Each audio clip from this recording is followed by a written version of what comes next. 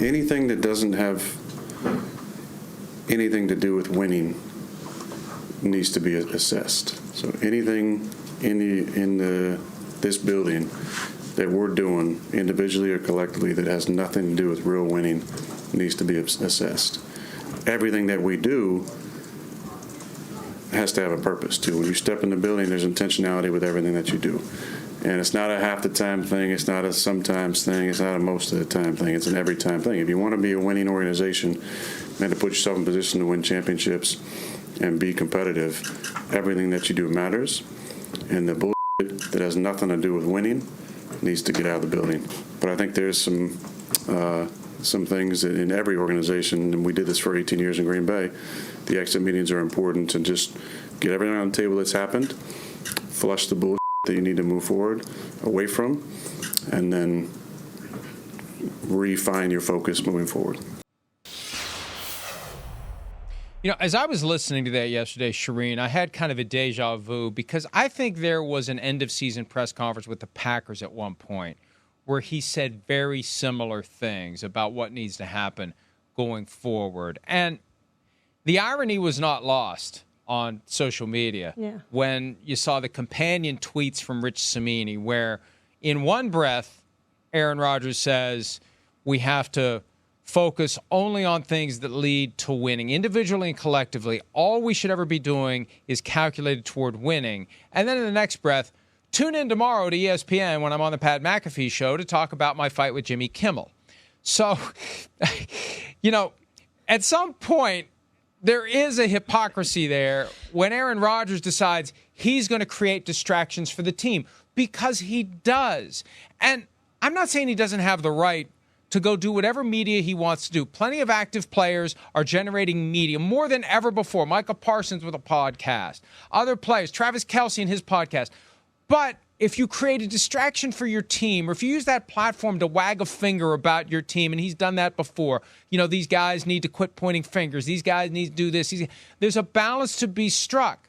And when you're creating a distraction for your team, an issue that guys in the locker room are going to be talking about and they're going to get asked about, and it just drags down and distracts you from winning. It's just funny. And it wasn't one after the other in the press conference. The issue of the Kimmel comments, and he declined to talk about it. Tune in to see it. Check me out tomorrow. I'll talk about it tomorrow on Pat McAfee show. It did come up about 10, 15 minutes later or thereabouts. But still, there is an inherent conflict between the two. That nuance might be lost on Aaron Rodgers. It was not lost on those who heard his comments. Sounded like Aaron Rodgers was completely fed up with the BS he's been spewing. That's what it sounded like to me, Mike. And he has. And it was a distraction for the Packers. Ever since he got there, when you go back, just the Rodgers mania that happened and the hard knocks and this, that, and the other, and he was taking control of the team. He had personnel decisions that he made, all those things. And, you know, Sauce Gardner talked yesterday about the distractions that this team had. Well, a lot of those distractions were made by Aaron Rodgers. Whether he was on the field or not, he made many of those distractions that the Jets faced this season.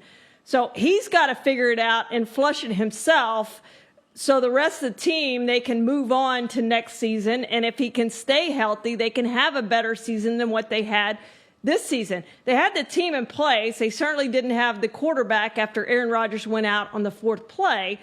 But there's also, Mike, no guarantee at his age, coming off the injury that he's coming off, with the way that he returned, that he's going to make it through a full season next season. So the Jets, to me, are one of the most interesting teams to watch this offseason with what they're going to do at the backup quarterback position. Are they going to bring more of Aaron Rodgers' cronies in there?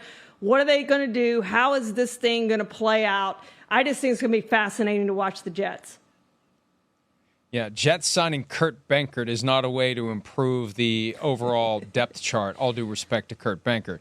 Now, he also talked about his involvement in personnel, and I fully expect that the Jets this year will give him a seat at the table, but ignore everything and anything he says about who he wants there. But he was talking yesterday about offensive linemen, and he wants offensive linemen with character.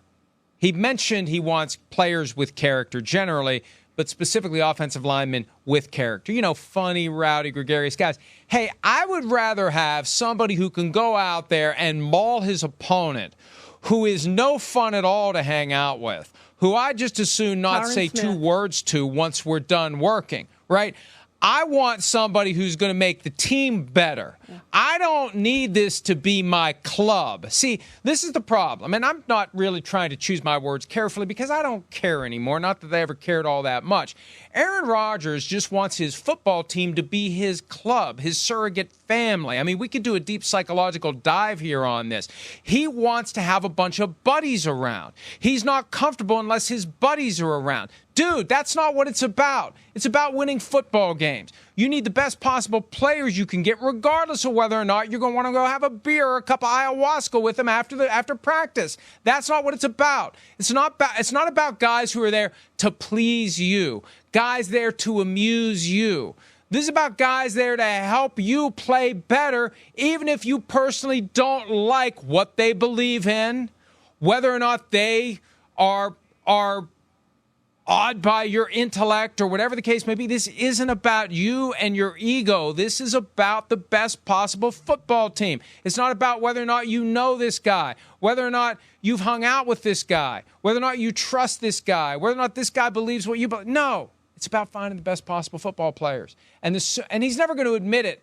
See, it's never his fault. We're going to find that out today when he addresses the Kimmel stuff from last week. And Kimmel eviscerated him last night.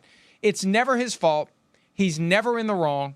It's never about him improving. Because he's great throwing a football, he's a finished product. There's nothing more he needs to do. Everyone else around me needs to get better, not me. Well, and I think that's why he's enjoyed his experience with the Jets so much, Mike, because he is the face of the organization. Now, he was the face of the organization in Green Bay, but they didn't give him the whatever it is to have this sort of power within the organization.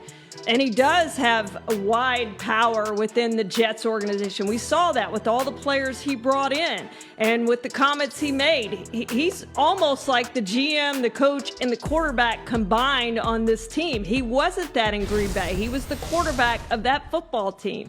And they didn't let him have all that power that he wanted to have. And he has that now. And I think that's why he's enjoyed this experience so much, because he's like the CEO of this organization.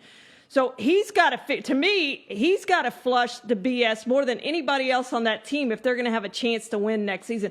It's not just going to be him coming back and stepping in and playing quarterback and boom, the Jets are going to win right away. He's got to flush some of that BS that became distractions for this team even when he wasn't on the field, because it will continue to be a distraction next year when he is on the field.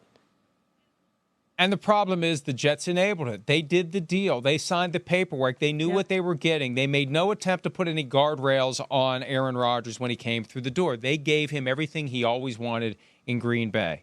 And now he's got it, and he'll never admit, and there's no one to tell him.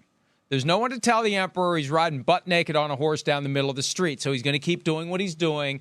He'll ignore the haters. It's just the woke mob. It's just the people trying to bring me down. He'll never take any criticism to heart, and he'll just listen to those who, bravo, Aaron Rodgers. Anyway, I will be watching today, though, to see what he has to say about Jimmy Kimmel, because what Jimmy Kimmel said last night was entertaining and, in most respects, if not every respect, accurate. Hi, it's Mike Florio. Thanks for watching PFT on YouTube. Hit subscribe for the latest news and analysis from Pro Football Talk.